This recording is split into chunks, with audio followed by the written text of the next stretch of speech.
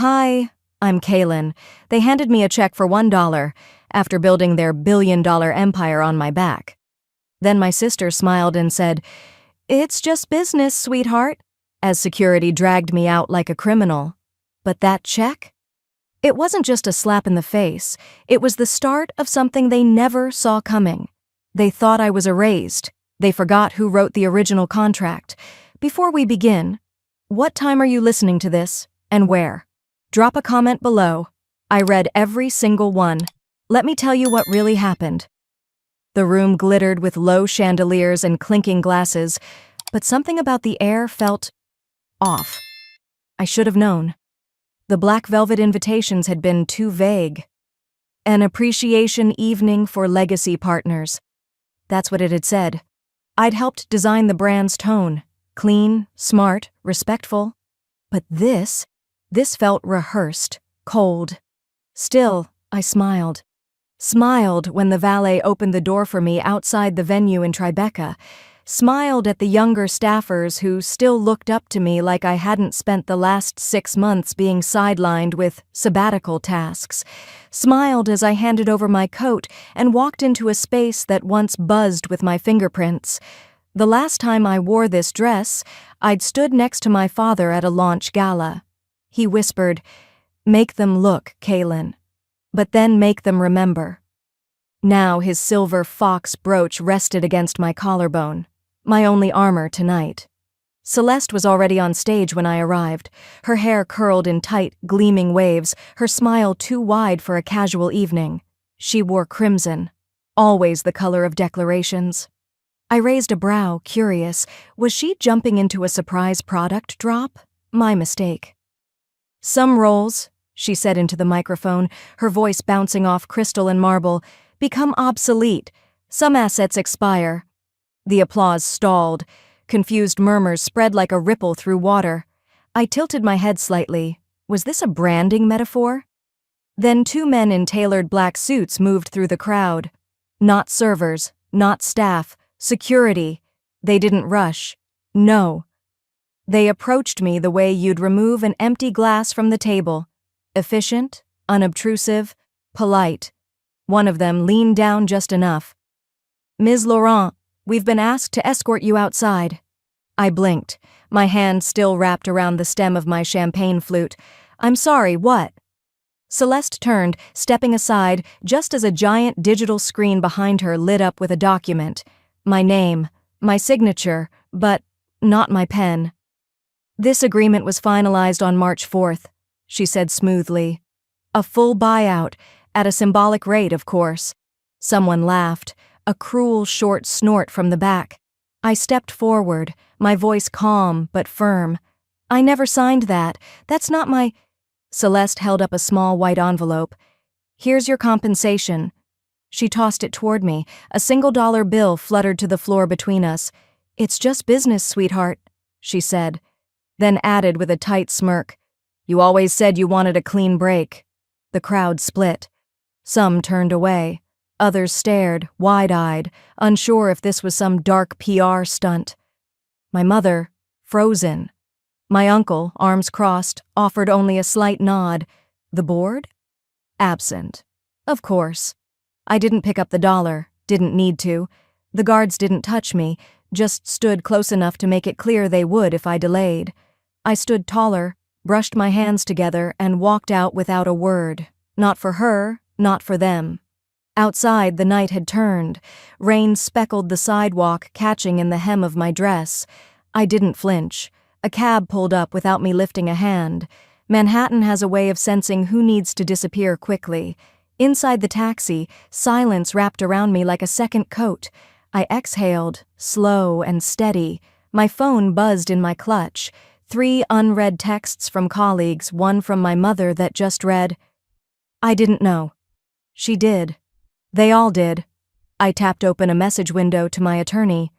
"Find me the original founding documents, every version, every clause." The driver glanced at me in the mirror. I gave him a tight smile. Back straight, shoulders still, I stared out the window as we turned off Canal Street. If they want war dressed as business, I murmured to myself, I'll give them silence dressed as law. I adjusted the brooch on my chest. My father's voice rang in my ears, steady and warm. Always protect the original copy, Kale. People rewrite stories, but ink tells the truth. Then, just as the cab passed Delancey Street, my phone buzzed again. An email. From an account I hadn't used in years. Dormant. Archived. Forgotten. I stared at the subject line as the city lights blurred outside the window. One clause. You're still in. The glow of my laptop lit the room in a quiet haze. Rain tapped steadily against the tall windows of my brownstone, a soft percussion echoing the static in my chest. I hadn't changed out of the dress. I hadn't even moved from the entryway until now. The cab ride had ended, my heels kicked off at the door, and I padded barefoot to my study like I was sleepwalking. The silver brooch sat on the desk, beside a half-poured bourbon I'd forgotten to sip. My fingers hovered over the trackpad, the email still open. The sender was a name I hadn't heard since my father passed. Thorne Legal Group. I clicked the attachment, a scanned PDF.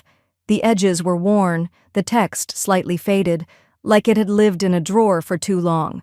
Across the top, Valcura Holding Agreement, Founding Clauses, Exhibit C, dated May 15, 2009. I swallowed down the tightness in my throat and scrolled slowly, eyes scanning clause after clause. Page 12, page 23, nothing jumped out until I hit page 37. My breath caught. In the event of company dilution, restructuring, or transfer of executive power, written consent must be obtained from all founding parties or the surviving holder of Class A equity share, the 1001. That was my share.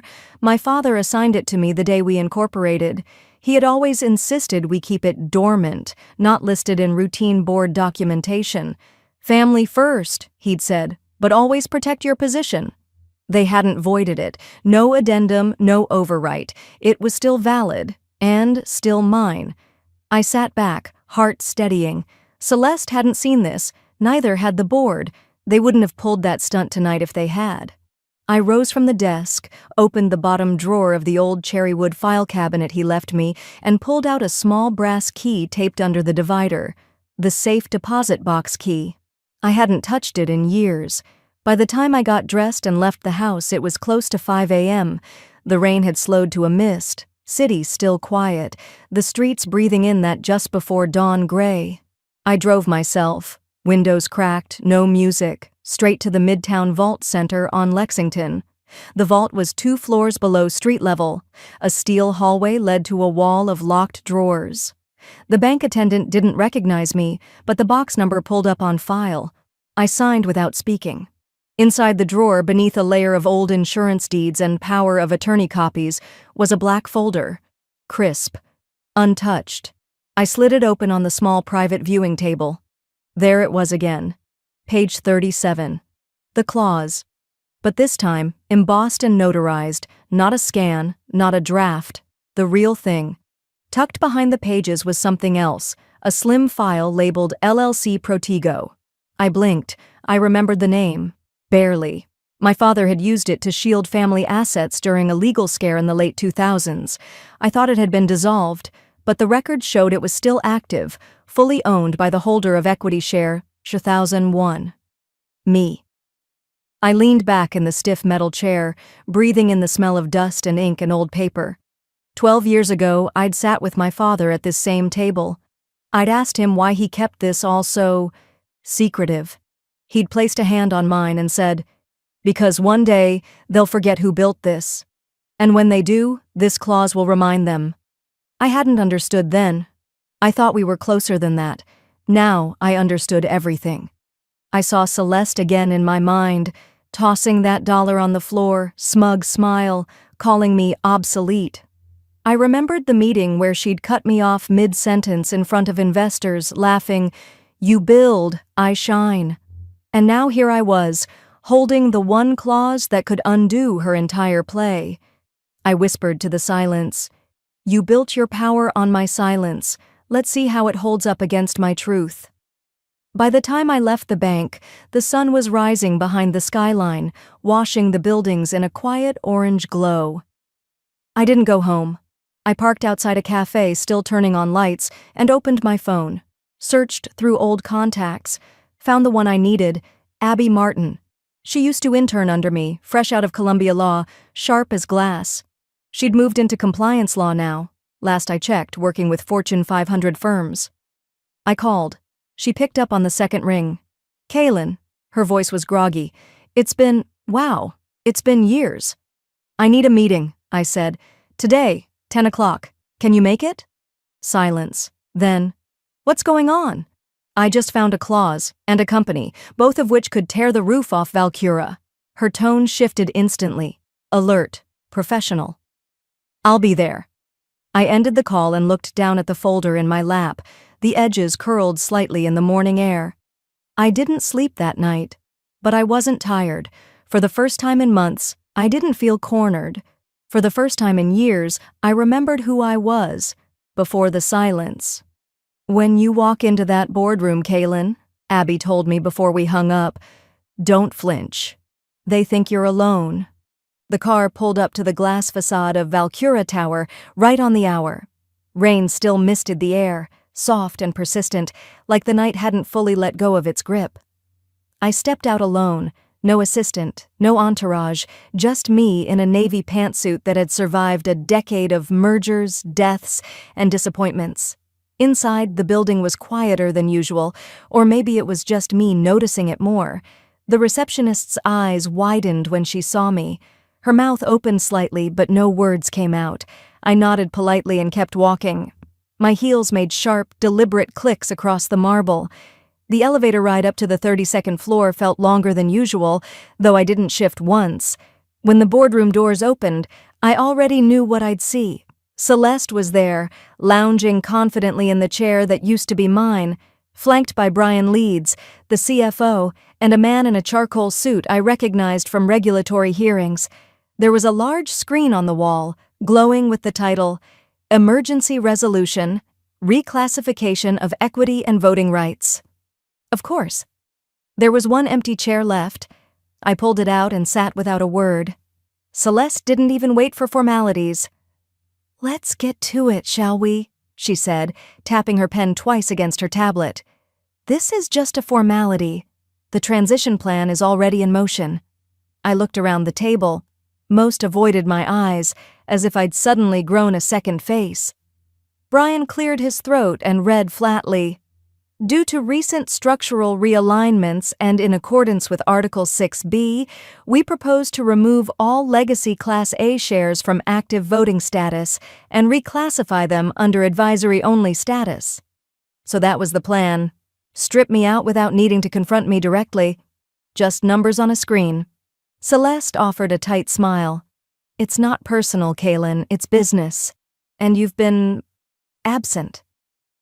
I reached down into my leather briefcase and pulled out a slim folder, resting it gently on the table in front of me. "Before you vote," I said quietly, "I'd like to read something for the record." Celeste's smile twitched. Brian blinked. The legal rep shifted in his seat. I opened the folder and read the clause, word for word, my voice calm, almost bored. "In the event of company dilution, restructuring, or transfer of executive power, written consent must be obtained from all founding parties or the surviving holder of Class A equity share 0001. I let the sentence hang there. I could feel the air in the room thin. "That share," I continued, "was assigned to me the year this company was founded. It was held under a dormant LLC, Valcura Seed Group, tied to my father's original trust. That clause was never removed, never nullified, never amended." I slid across the notarized document. Then, carefully, I pulled out a printed still from the vault's security footage, time-stamped from the early morning hours, and placed it beside the clause. No one moved. "This is the original agreement, signed and sealed. This share," I held it up, the document still crisp from the humidity of the vault, "was never surrendered, and as of this moment, remains active." The general counsel leaned over to whisper urgently into Celeste's ear. She waved him off with a dismissive flick, though her fingers curled tightly around the edge of her chair. Brian looked down at his tablet, scrolling nervously. One of the board members, Chandra Patel, cleared her throat. I wasn't informed of any surviving founding clause. This seems significant. Celeste scoffed. It's symbolic. Legacy language. Doesn't hold weight against modern governance frameworks. I turned to her. Then let's test it. Draft a contract today, any contract, and see how fast it gets flagged in legal review. Or better yet, try to push through that resolution now. I dare you. Silence. The man in the charcoal suit finally spoke. We need to suspend the vote and call a compliance audit. If this clause holds, any attempt to erase Kaylin's equity could be deemed null and possibly unlawful. Celeste's face had gone completely still, a porcelain mask with hairline cracks. I stood slowly, smoothing my suit. I'll be in the executive lounge. Take your time. And don't worry, I'm not dragging anyone out of the room. Yet. I walked to the door without a backward glance. The chair creaked behind me as someone shifted uncomfortably. When I reached the hallway, I let out a breath I hadn't realized I'd been holding since I walked in. In the elevator, I leaned back against the wall. For the first time in years, the steel and glass didn't feel like a cage. As I turned to leave, Celeste hissed low, just loud enough for me to hear, "You think this changes anything?" I didn't flinch. Not when she hissed it. Not even when the room behind me, filled with powerful people who once pretended to believe in me, fell silent after I shut the boardroom door. My heels clicked against the polished tile as I walked out, but inside, my pulse pounded like a distant war drum. I kept my head high until the elevator doors closed behind me. Then I exhaled. That night, I returned to my loft in Soho.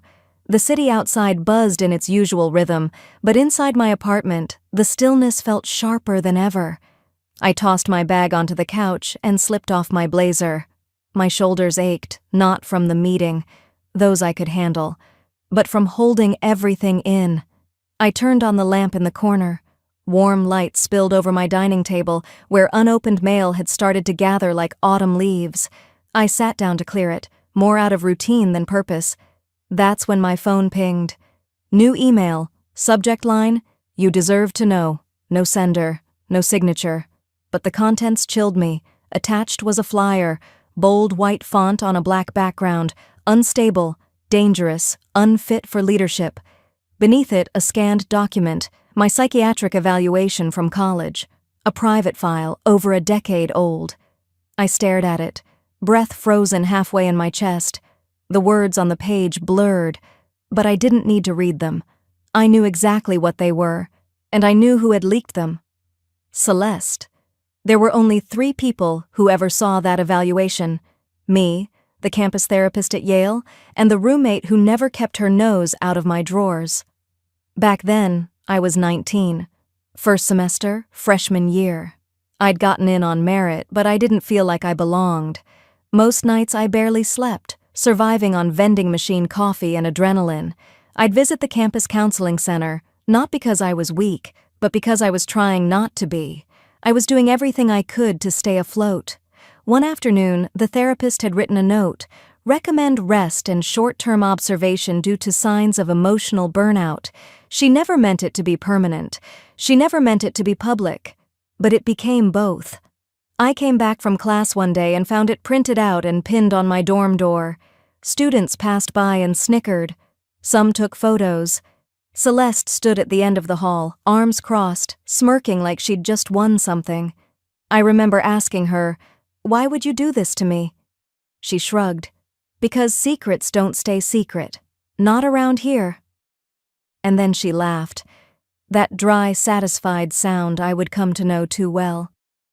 The laughter echoed as I sat alone in my kitchen, now a woman in her 30s, still bleeding from wounds no one else could see.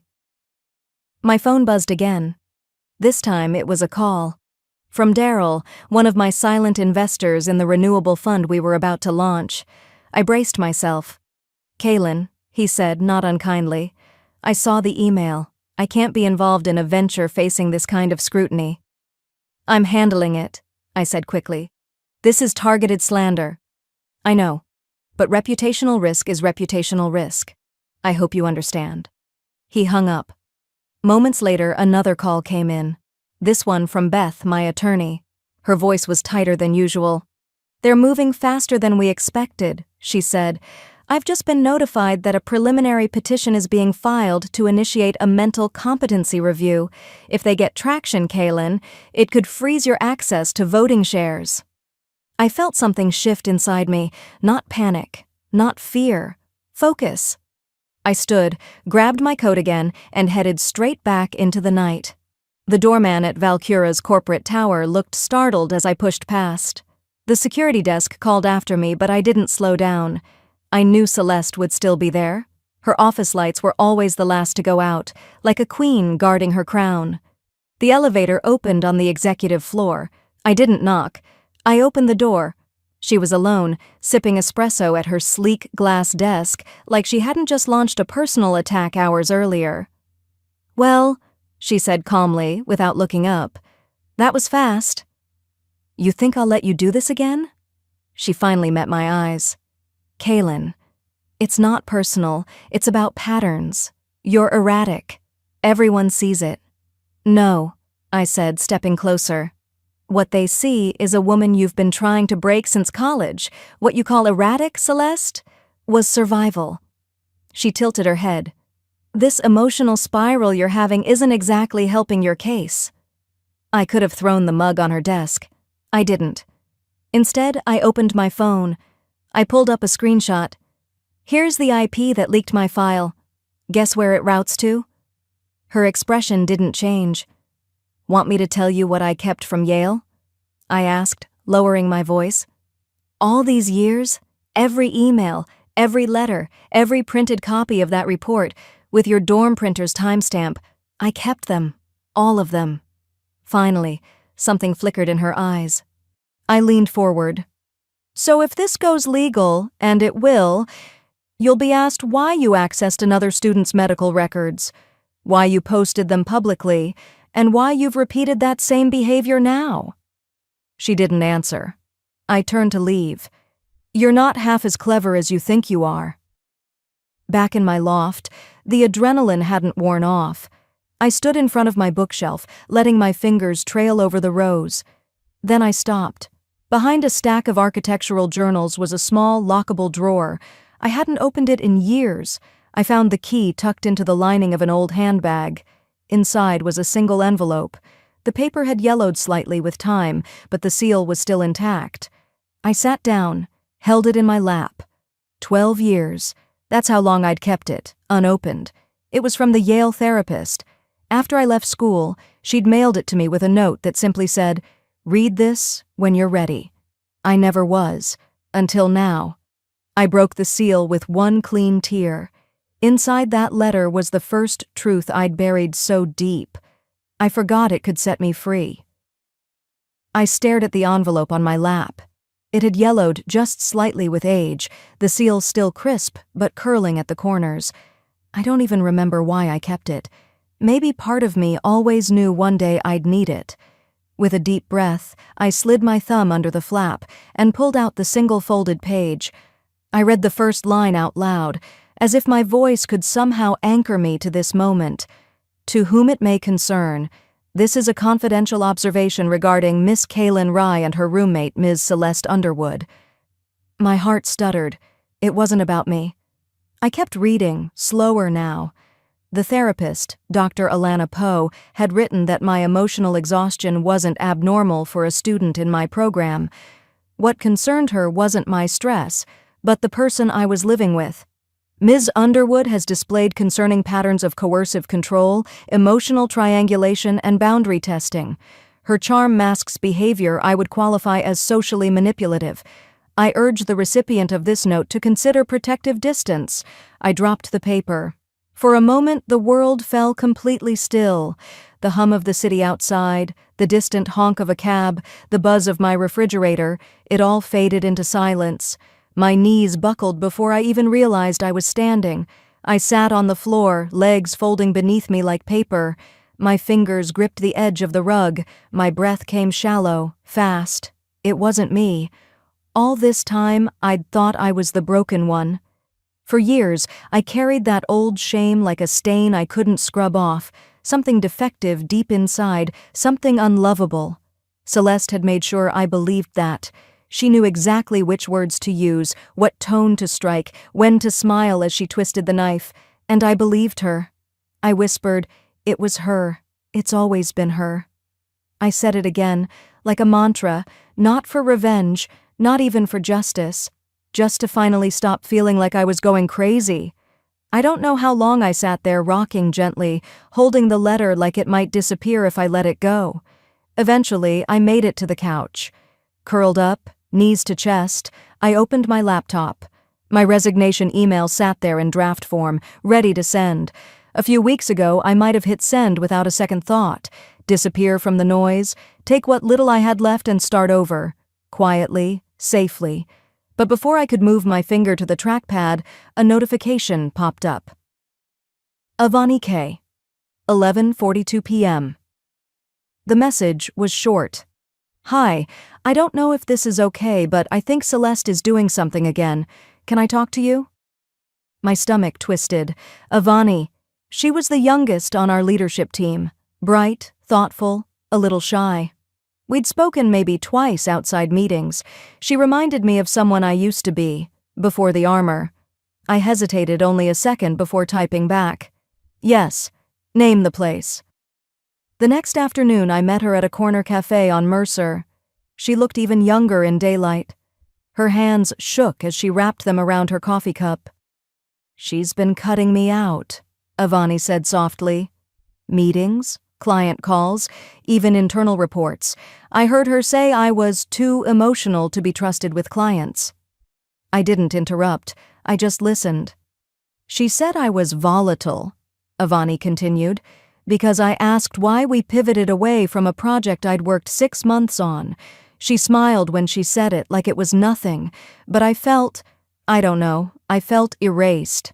I nodded slowly. Erased. God, I knew that word. I'd lived it. "She once told me," Avani whispered, "that women like us should be grateful for whatever seat we get, even if it's on the floor."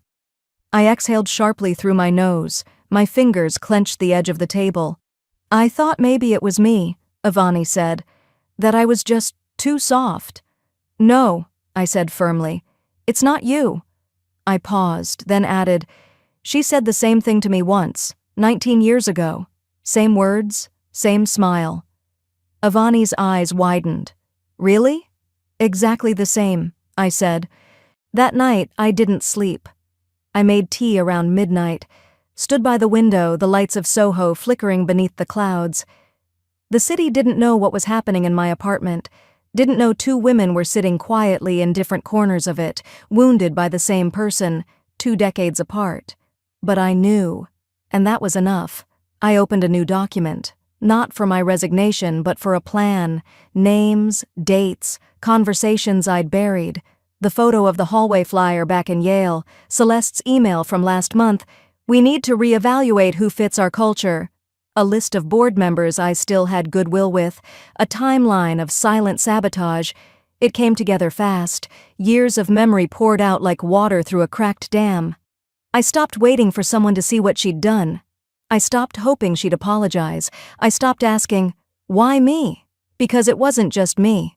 I was done being the one who crumbled so she could rise. I clicked save, closed my laptop. Then I sat still for a moment longer, letting that silence stretch and settle around me like a second skin. I wasn't the unstable one, and I wasn't afraid anymore. The next morning, I walked into the boardroom, uninvited. I didn't sleep, not even a minute. By the time the first sliver of light crept through my blinds, my mind was already rehearsing every word, every step. I hadn't chosen revenge. I had chosen facts, and facts had a way of cutting deeper than any weapon. I showered, dressed in a charcoal blazer and slacks, pulled my hair back into a clean low bun. The mirror didn't reflect a victim. It reflected someone who'd been to hell, stayed quiet, and come back with receipts. The cab ride to the office was mostly quiet, except for the occasional buzz from my phone. I didn't check it. Not yet. My hands were steady, oddly so. There was no more fear, just a bone-deep readiness. The elevator ride felt longer than usual, like the universe was stretching out the moment. When the doors opened, I walked past the reception desk without making eye contact. A few people looked up from their screens as I passed. One woman actually gasped. Another whispered, "Is that?" But I didn't stop. The boardroom was already full. Morning sun poured in from the floor-to-ceiling windows, casting long shadows across the polished table. Laptops were open, coffee cups half drained. Celeste's empty seat sat near the head of the table. I opened the glass door without knocking. The room went still. "Miss Archer," a junior executive stammered, "you're not on the agenda." I walked in anyway, my heels striking the floor like punctuation marks. I placed a navy blue folder right in the center of the table. "I believe I am." A few glances darted around, whispers. Someone cleared their throat. I could feel them all trying to remember the last time they'd seen me here. 2 years? Maybe 3? Long enough for them to think I wouldn't come back. I unfastened the folder slowly and turned the contents toward the board. "This," I said, "is the original founder's agreement." I could practically hear a shift in posture around the table. Some leaned in. A few stayed rigid, unsure of which side to pretend loyalty to. I tapped the highlighted clause with my index finger. Section 4A. Any removal of a founding partner must be co-signed by the said partner or supported by an independent legal ruling verifying incapacitation. I let that linger in the room for a few seconds. My co-signature? Never submitted. Silence. Their attempted removal of me hadn't just been unethical, it was legally invalid. One of the board members, an older man with wire-rimmed glasses, adjusted them and looked closer. "Is this notarized?" "It is," I replied calmly. "Original copy, stored off-site." Before anyone could speak again, the door burst open. Celeste. She was dressed impeccably as always. Navy sheath dress, pearls that likely cost more than a junior executive's salary, but there was a tension in her shoulders. She didn't expect me here, that much was clear. "Oh," she said, flashing a thin-lipped smile. "Kaylin, this is unexpected." "Not for me," I said evenly. She took her seat with an air of forced ease, then turned to the group. "Let's not get derailed. Ms. Archer's unfortunate history with mental health has been—" I didn't raise my voice. I just spoke over her. "You mean the therapist who documented your pattern of coercion and triangulation in 2009? That shut her up. One board member actually blinked so hard he knocked over his coffee. Another shifted uncomfortably in her seat, avoiding eye contact with both of us. Excuse me?" Celeste's voice faltered for just a moment before she composed herself. "That's irrelevant and unverified. We had everything documented. The co-signature was—" I slid a small device across the table. Pressed play. A recording filled the room. Her voice, unmistakable. "We'll remove her quietly. No one checks that old clause anyway." Another pause. "We'll say she was unstable. Make it look like she stepped down. Easy." I stopped the recording there. Dead silence. My voice barely rose above a whisper. I checked. One of the board members leaned forward. "Is this recording recent?" 3 weeks ago, I said. "Captured during a project lead meeting." "I'd like that entered into the minutes," someone muttered from the far end of the table. Celeste didn't move. Her jaw clenched, the color draining slowly from her face. No more smirks. Just the quiet unraveling of a performance perfected over years. I closed the folder and gently gathered the papers. "I'm not here to demand anything," I said. "I don't need to. I have no interest in being erased politely, not by people who benefited from my silence." I pushed my chair back and stood. "You wanted me gone, but you forgot one thing." They all watched. I turned toward the door, gripping the folder under my arm. The ink was never dry, and now my name's still there. I walked out before anyone could answer. The hallway was quiet. I moved past the glass panels, past the assistant who looked up from her desk and gave me a small, wide-eyed nod. I hit the elevator button, still holding that calm I'd fought years to rebuild, and just as the doors slid open, My phone buzzed in my palm. A headline flashed across the screen. My heart stalled. It read, "Breaking. Archer and Wells under internal ethics review. Following audio leak, anonymous source suggests legal action may follow." But as I reached the elevator, a headline blinked onto my screen, and everything slowed. Disgraced founder under federal review for insider trading allegations. I didn't blink. Didn't move. The elevator doors opened behind me, but I didn't step in. The article came from a major business blog. Anonymous sources. No verification. Just venom. Carefully aimed. And familiar. The wording, internal whistleblowers. Pattern of unethical behavior. Confidential financial memos. It screamed Celeste. Or rather, screamed someone she sent. I walked back down the hall in silence and into the lobby, still holding my phone like it had burned me. Inside my apartment, I tossed my coat on the couch, kicked off my shoes, and sank into the corner armchair. I reread the article twice. The details weren't just wrong, they were crafted, intentionally, and cruelly. My phone started buzzing nonstop, calls from reporters, investors, clients I hadn't heard from in months.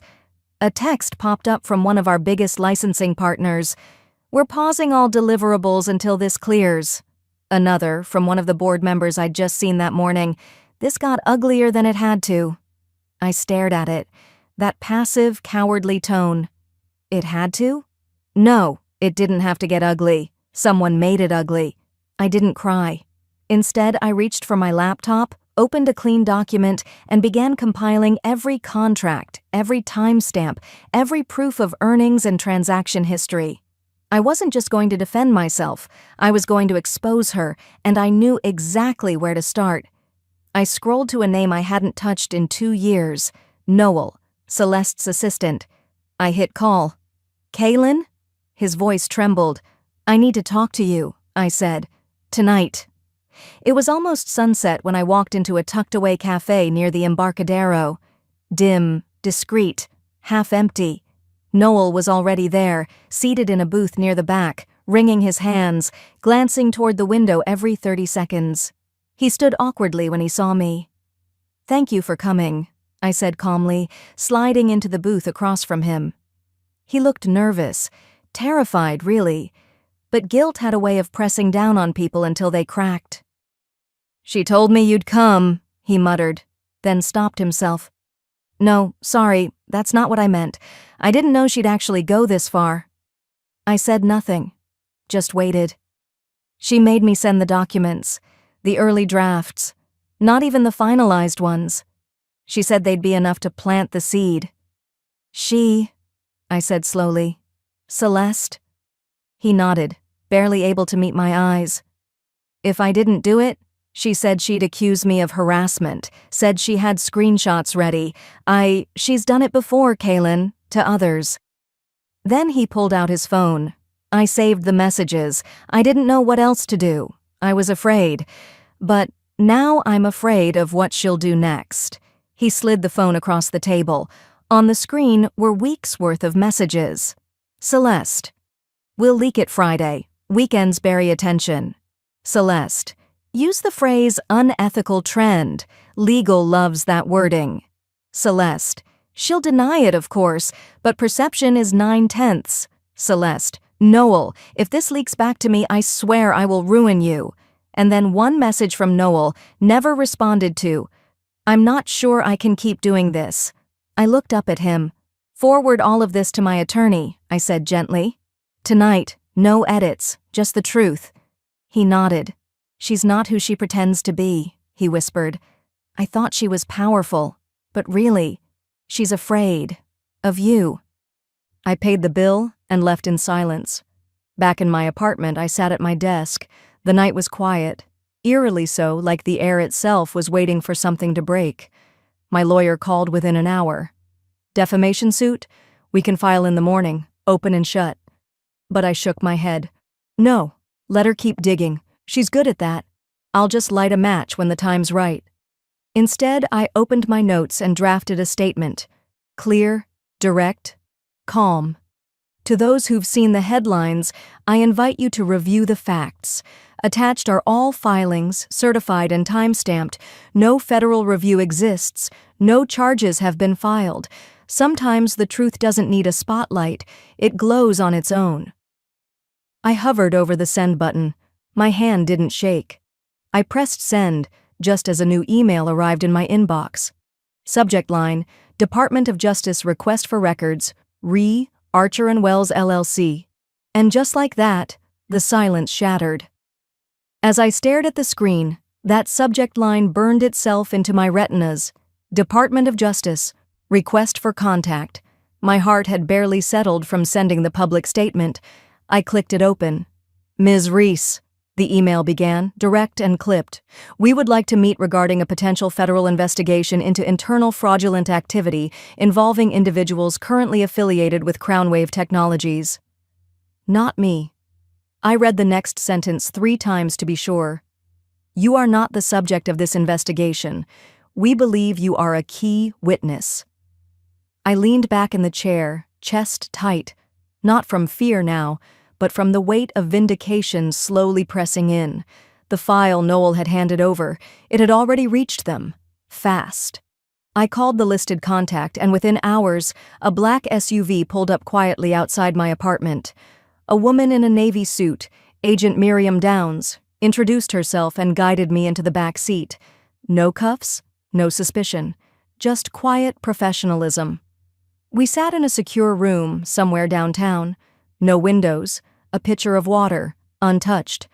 Agent Downs slid a printed report toward me. These are excerpts from communications and document trails your associate Noel provided. They indicate falsified audit entries, shareholder manipulation, and offshore asset transfers, all linked directly to Ms. Celeste Barron. I didn't flinch. I didn't smile either, just nodded. You understand we may need your help testifying? She asked. Yes, I said calmly, and I have more you'll want to see. We exchanged a few more details, safe channels of communication, chain of custody procedures, and then I was escorted home. My hands trembled slightly as I held the doorknob, not from nerves, but from something colder, sharper, clarity. Friday. That was when it all came to a head. At 8:45 a.m., I stood in front of the conference room's glass doors. Beyond them, the board was gathering, some faces anxious, others indifferent. Celeste sat at the far end, radiant in a sharp ivory suit, legs crossed, her fingers tapping a silver Mont Blanc pen. She hadn't seen me yet. She didn't know I'd pre-registered the original clause with both the DOJ and the chairman. Didn't know I'd handed over 8 years of email threads, development memos, and investment ledgers. She was still performing. I stepped in. A few heads turned. Then silence fell. My attorney, Camille, walked in right behind me and placed a sealed binder in front of my chair. I remained standing. The chairman cleared his throat. Let's bring this meeting to order. Celeste glanced over her shoulder at me, her expression still soft, amused. Kaylin, if you're here to lodge a complaint, I suggest you do it through legal counsel. This is a shareholder meeting, not— I'm aware, I said evenly. That's why I'm invoking Clause 17C. The room went still again. Celeste's smile twitched. Excuse me? I opened the binder. Inside was the original operating agreement from 8 years ago, archived, notarized, unmodified. Camille pulled out a photocopy and handed it to the board secretary. Clause 17C, I continued, was built into the original articles by legal counsel before our Series A funding. It grants me veto power over any executive-level transfer of ownership initiated under grounds of proven fraud. I paused, letting the word fraud land like a stone dropped into still water. The DOJ has confirmed their investigation. I'm exercising the clause. Whispers erupted. A board member 2 seats down leaned forward. Is this active? The chairman opened his folder. He'd already seen it. He nodded. Celeste stood, her voice rising. That clause was voided during our restructuring 3 years ago. It wasn't, Camille said. It was overlooked, and it's still enforceable. The DOJ has accepted it as legitimate. Celeste's hands shook as she rifled through her briefcase, then slammed a stack of papers onto the table. "This," she snapped, "is the real contract, the updated version." I didn't even touch it. So Camille calmly unfolded our copy. "Compare the notary seal." One glance was enough. The seal on Celeste's version was slightly off-center, and the notary's signature had an extra flourish, one our side knew didn't exist in the original registrar's files.